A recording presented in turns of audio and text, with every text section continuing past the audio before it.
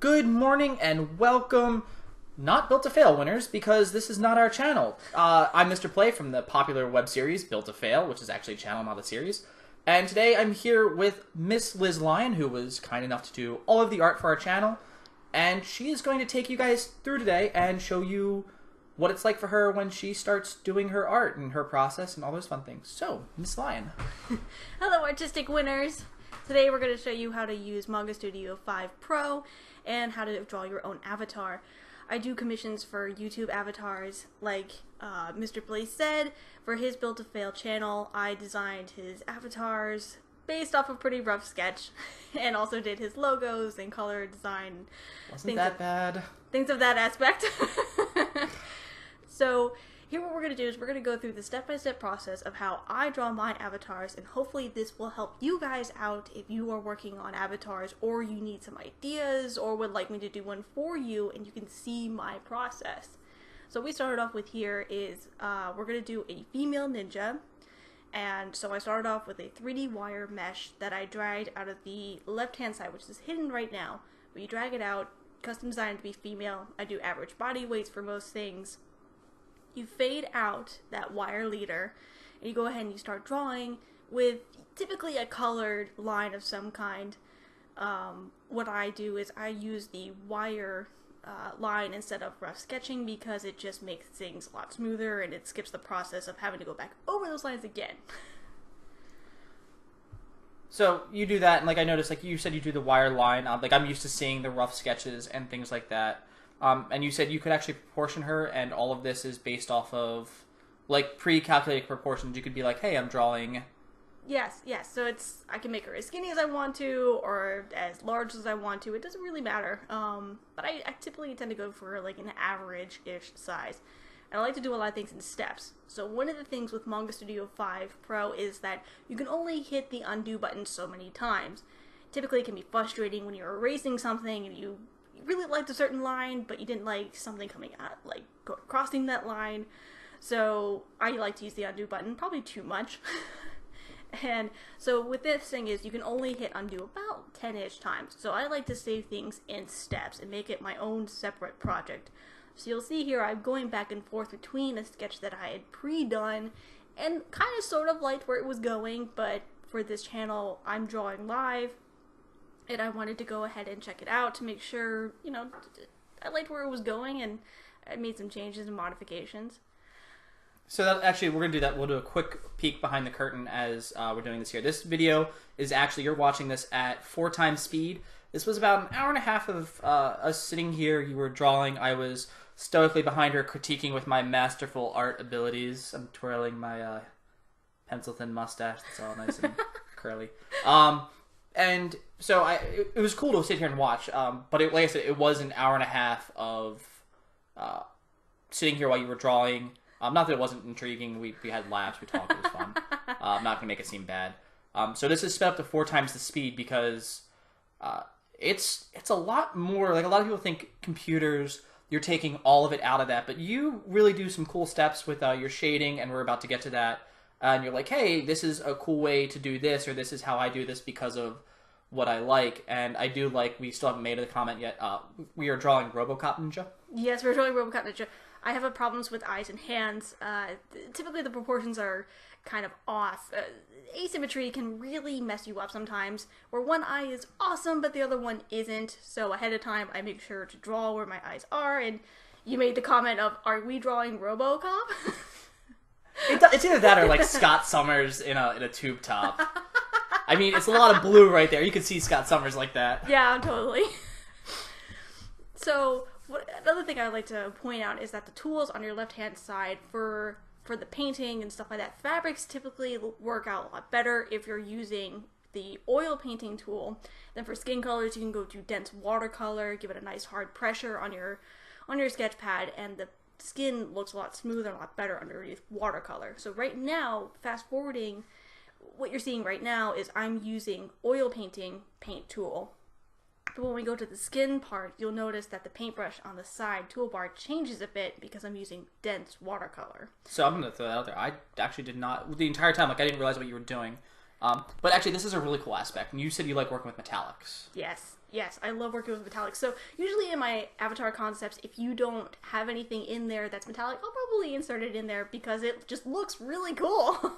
And metallics are fun to make, and it just brings things to life because a lot of people identify metallics. Okay. Like they wear a lot of jewelry or something like that, so I usually insert it in there somewhere, and it adds a more realistic touch to the concept. So like the bangle right there, for instance, I know when you originally did that, I know it went by really quick, Winners. Sadly, recording this, we had a lot of issues with... Failing. Yeah. Glad to see I can bring that over to other channels. But it was just 3 colors you did. You did like a really golden rod, I'm going to call it, because I'm going to go through my Crayola colors. A lighter yellow, and then like a white. Yes. And it gives it, like, at a distance, like here, it's a very nice shine. Like there's something hitting that. You could definitely see an angle for the shine to catch it, and it gives it like that very nice metallic, as you said, metal feeling. Right. That is also one other thing, too, about the 3D wire model, is that it instantly creates a shadow at the bottom of it. At the beginning of the video, you can see where we're moving it around, and I'm getting the position right. You can see a shadow at the very bottom of it. So it instantly gives you a high noon shadow, but you could always put your light wherever you want it to be. But always do that ahead of time. Make sure you don't get too many shadows in the wrong spots. So I've done that. So if it's at like high noon, so that's why like some of the things seem darker at different places, because it's automatically shadowing that for you? Yep. Okay, I didn't see that either the first time you were doing it. I'm just a super observant military man over here. This is why it's Manga Studio Pro. It does stuff for you. That's the pro aspect of it. It does whatever. No, it's just designed for pros. So anyway. The amateur art channel and the amateur YouTube channel are so pro. That's why we're editing this on Windows Movie Maker. Yes, top notch. It works. So anyway, going back to, so you can see me again skipping forward. Now you'll notice that the shield on the side is a bit of a darker color. I didn't like that as much. I wanted it brighter. I wanted it more anime-ish. I got rid of the ribbon that you see underneath the bangle. Just little touches that I add between my steps.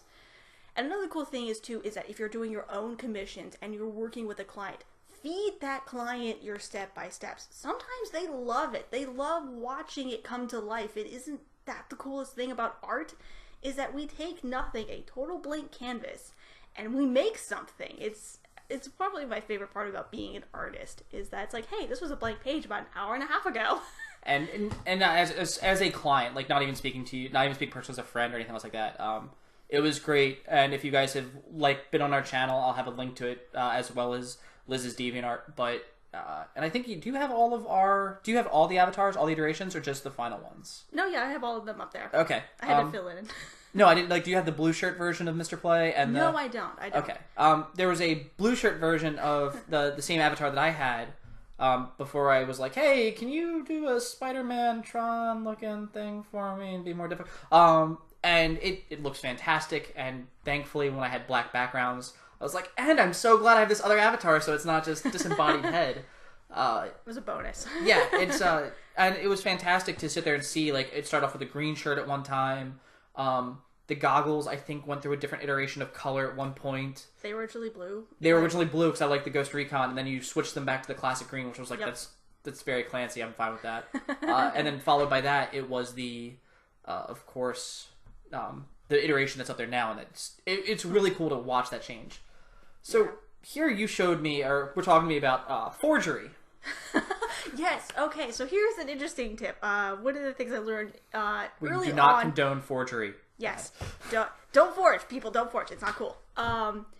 So what I learned when I was in art class, to do a signature, you can trick your brain into drawing any signature that you can see. All you have to do is flip it upside down, because your mind instantly translates it into an image. It's no longer writing because it's upside down. It's not a picture. So you write it backwards, upside down, and you can copy the signature with anybody. Like, it doesn't matter what it is, because it's now not it's not writing, it's an image. So your brain can suddenly do it. So when you were participating or in this art class, did you like have to do it to a line every time, or like once you got it down, you could do it both ways, or was it only backwards and upside down? No, only backwards and upside down. Okay, I was just curious for signing over like people's wills to me or something like that. You never Yeah, know. and like $1 million. Yeah. Now, you know what? We were originally going to do a lot more. We were actually going to have a game with you. Sadly, things have changed. So, we've covered a lot of this, but I did prepare some questions for the Let's Play that might not get done today, but we might do at a later point in time. Right. So, what first got you into art? Actually, anime did. I watched a lot of it. It was really, really cool. I loved the... Well, we talked about it earlier. It was... Inuyasha and Sailor Moon? No. Well, I mean, yes, those were my gateway animes, as most of America was. But no, it was the style of animation, the constant motion. Oh, the Sakuga, that's it. I love that style of animation, the constant movement, the detail, having it so much better. So when I saw that, I wanted to do that myself, but I wanted to insert my ideas. I didn't want it to just be recreations of their stuff, you know, how people like copy and paste and make the videos and stuff like that. I wanted it to be my stuff, so I worked really hard to mimic those animation style drawings, and that's how I learned to draw. A lot of my earlier drawings as a child had the gigantic eyes and the 90s style spike hair, like you just stuck your hand in an electric socket. Did you, oh my god, I did that too. Did you ever, like, buy the How to Draw Anime, like, step-by-step books from, like, book fairs? I did, but the thing is, those are really hard because they draw a wire outline like you saw at the beginning of the movie, or of this video. And then what it does is that not even 2 slides over, all of a sudden, hey, you have your full, like, animated figure. Congratulations. Yeah, it's like a 6-step process. How did you do that? How did you get that line there? And stuff like that. It missed so many steps. There was a lot of trial and error. And about 6 college courses in art. Oh, so you actually took a lot of... I see, I didn't know that. I know you're a geology major. Yes. Scientist. Yeah, I reference you for a lot of my science that I have to cast out in the show. You and Mrs. Play. I actually didn't know you took any art classes. I thought... Yeah. I literally thought all of this was, like, you self-taught. Just like, I'm awesome because I'm going to work really hard at this. No, there is some professionalism in there. You had to be well-rounded at my college. You couldn't just be all science. You couldn't be stuck in one building. You had to do all this stuff. So it was either do history things or art, and I already loved art, so I did art. So I did about, like, 6 college courses in art. No, I don't. Actually, I was 2 or 3 courses behind. Oh. And then I could have gotten it, actually. Alright, so... I'm sorry, just because we are working with a time crunch. I didn't know that. That's really cool. I'm now, like, chalk went up to more impressed with, has college art experience. I is smart. So, you said you've watched a lot of anime. Yes. If you had to sit there and be like, favorite anime, like, I can only watch this one anime for, like, the rest of the year, period. Not this year, but next year. Go. Oh, God. I would have to say, actually, it's one of the newer ones. It's the, Tales of Zestiria, I think it's called. I loved the art.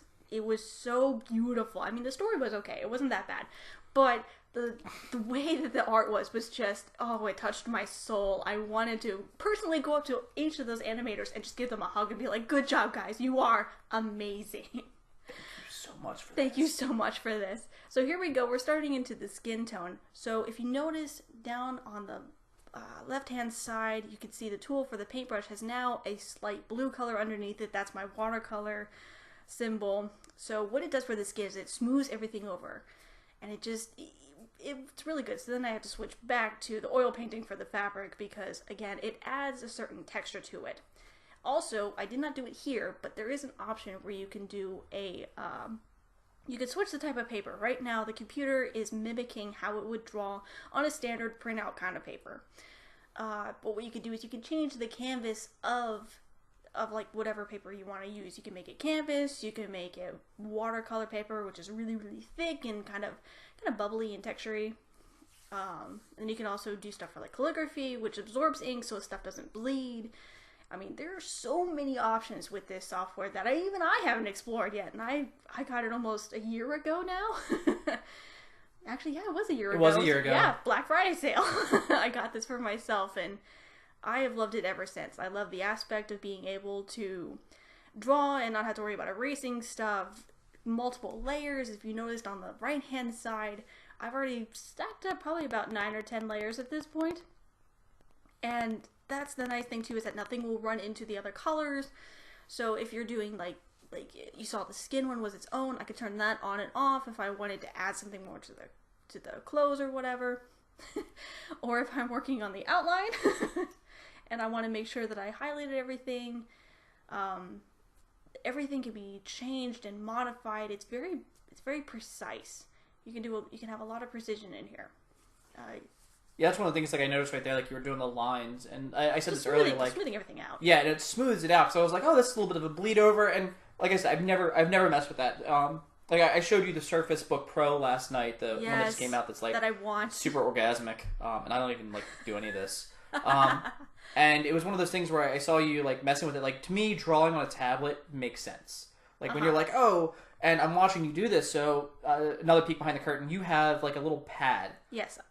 And then you have your stylus thingy, and you click down on it and you draw, but you're watching the screen. Well, and I'm like, as like a typer, I'm like, oh yeah, I can do that. I can sit at the screen and do that as well. But just and like you said, multitasking, but just like the whole like that's not even that's like a spatial awareness level that I can't even hand-eye coordination. Yeah, and yeah, that would be like because you're like, oh god, and you're watching it up there, but you know like where your hand is, and it's just. I know people are like, I can't play video games because I can't like con. I'm like, what are you talking about? Like you know where your fingers are at all times. Just where the buttons are and you're good. I am one of those people. Oh. To a certain extent. But anyway, so one of my favorite tools here is a blending tool, which you just saw during working with the skin. So what it does is that you have a select color gambit that you can do. So go under selections, go under color select, and what you can do is you can highlight whatever layer you're on, and you make that one color pretty much untouchable. You're only working with that one color. It won't go outside the lines. It's a really great shortcut. And I know... Oh, go ahead, sorry. No, I was going to say, so what I do is, it looks really rough at first. I'll do a lot of shadows and highlights, and it's just really runny. And it's like, you were giving me this look of like, why are you being so messy all of a sudden? I'm like, wait, just watch. And then you go to the blend tool, and you blend it all together, and it looks just like that. I mean, it blends it all together beautifully, and it looks realistic. I was watching my own other video of someone working with coloring in muscles and stuff like that, and skin tones, and I found a lot of neat tricks from them. I'll have a link to their video in my description because they were really, really helpful to me. And he told me that pretty much skin tones have 3 or 4 different colors. You have your base, you have your shadow, you have your highlight, and then you have a little bit of a secondary highlight depending on what you're working with, if they're wet, if they're dry. Stuff like that. So it was a really informative video, and I used his stuff and then blended it all together, and you can see the results of the skin tone. It's a lot better than some of my previous works. Yeah, because when you showed me that, and you're like, oh, there's only like 3 colors you have to worry about, and I was like, whoa, what? People are 3 different colors? What? Yeah, I mean, not even like that, but it was one of those things like, it was just a really cool function that I had not thought about, I hadn't even like looked at. I'm like, oh, like, you just do a little bit of shading with like black, and you're like, no, like you might have like a darker gray because I'm white. I'm gonna freely admit that. If I sit there and flex, just because I'm flexing does not mean I turn black underneath my muscle. It's a shadow, and it's just a different hue of Caucasian. See, all the artists are nodding right now because they learned this at a very hopefully early art class that you do not use black when shadowing. You just use the darker version of that color. It makes everything look way more realistic. Unless you're going for a classic DC comic book type. Black and white, like... Yes, well, no, not even black and white. They had really bolder outlines, bolder strokes, and that was because of the artist at the time. You need bold strokes. Bold strokes. No, you need to convince more folks. Okay. Applicable to everything, Hamilton. Love that musical. That's the running joke here. Like, we'll just be doing something in Hamilton. I'll be in the damn video. Yes. Nope, and your hair. I'm going to sit here and just gush over your hair for a second.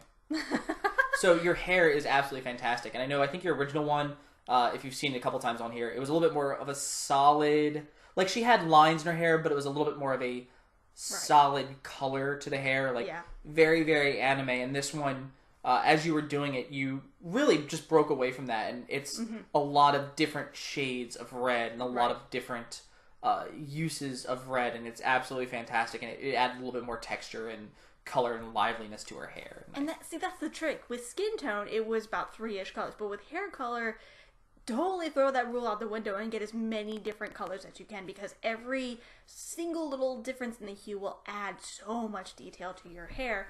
And that was one of the things that I find fascinating with Pixar and looking behind the scenes. A lot of their 3D stuff, every single feather, every single hair that you see on their animated shows are all their just one hair. So they'll look at characters and be like, okay, this character has about 6,000 feathers. It's individual, it's counted and repeated. So with hair, with animating hair, try to make your lines as small as possible and do as much as possible. It does slow things down a little bit, but the end result, your hair will look way more realistic.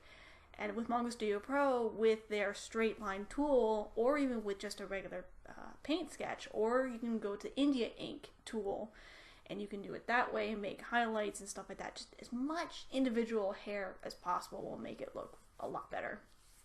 And we're coming up to my face part. I don't like drawing faces. No, I remember you saying that, and I asked if you could, like, flip it and mirror image it. And you showed me that last night when you were showing me a few, like, tricks to flip things around. You're like, but, like, as you can see, the proportions kind of get a little distorted. It is a mirrored image. Yeah. I didn't know because it was, like, flat, or if it was one of those things, like, you could just draw eyes, like, on an opposite... like on an opposite canvas and like get really good eyes and just like copy paste like just draw two really good eyes and get them next to each other. No, you can't do that. So here's another trick. When you're working with Manga Studio Pro, you can export the project that you're working on into a JPEG format. After you do that, you go ahead and you go back to your original project and you import the image that you just made, and then you can manipulate it, you can reverse it, mirror it, flip it upside down, whatever you want to do. So yeah, so if I do eventually draw the perfect eyes, which I don't know if I ever will, well, if you ever draw the perfect eyes, then I will definitely export that JPEG, and those will be my eyes for almost everything. That's fantastic. Cheating. So hey, it's called outsourcing, I think. There we go. Call it something a little bit different. Oh yeah, we went with did we end up going with Pyrrha eyes in the final one? Like we decided just to like do Pyrrha? Or yes. Did we go to Silver? We went back to Pyrrha? We went to Pyrrha. Oh yes, another thing too is I'm a major Ruby fan. So when I was trying to decide the hair color for this, you optimize red. My first thought is, okay, so like an Irish red, like, because I tend to go more realistic with mine. It just brings the art more to life if I make it as realistic as possible. And I totally went like, no, Urza Scarlet or Pyrrha. And rip Pyrrha. Rip. Rip. So we ended up going with that color, and the eye color just worked well. Thank you, Rooster Teeth, and your character designs. Oh my god, that's so great. Alright, so we're coming up to the end of it. I at least had one or two more like good questions. So anime, like we said, like nothing practical for her. Like, do you have like a character whose design you were just like, yes, if I could and not be made fun of or lose my job, I'd walk around dressed like that every day as long as those clothes were clean every day. Oh god. I would have to go back to the Tales of Zexteria. The main character, the princess, her armor outfit was very practical-ish. Again, when I design clothes, it's something that I would be close to wearing. It's got to be practical. It's got to be comfortable. Like, I would never wear Aqua's outfit from Kingdom Hearts. Okay, yeah. Just the straps, no. Yeah. But I love the armor in Tales of Zexteria. It's really nice looking. It's pretty. The 3D design when she's in the fight scenes are really, really awesome. That and anything from like Sword Art Online. They did a really good job of making all their characters. I mean, sure, the story sucked. Yes, I'm sorry. But shut up, Klein. Come back when you're a main character. But their character designs were very... They looked like they all came from the same world, and I respect them for that. I'm glad they stayed on point, even though it had so many episodes. So, yeah. So, no, love you. Bae, boo, waifu, Next question. All her. Alright, and you've mentioned Kingdom Hearts, so we're going to start to wrap up on this one. Mm-hmm. Your favorite Keyblade? Oh god, Oathkeeper. Oathkeeper? So much detail, and it's so beautiful. I was either thinking that, I was thinking you were going to have Oathkeeper or Oblivion. I was like, you're going to go between one of the two. No, it's Oathkeeper, because I'm for the light. I fight for the light. I love the original Kingdom Hearts, like if you got all the things in the first game, the special ending, and it was Oathkeeper and Oblivion being dual-wielded. I personally... Best of both worlds. I'm a Lionheart. I'm a Leonheart fan. I loved the Leonheart blade. So, this is actually the end of this for you. Yes. So, now you can see it step by step.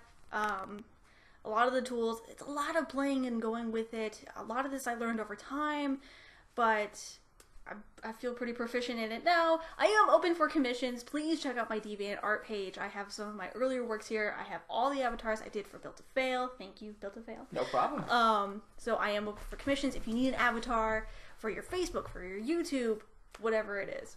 All right, so don't forget to like, comment, subscribe to this channel, and have a good one.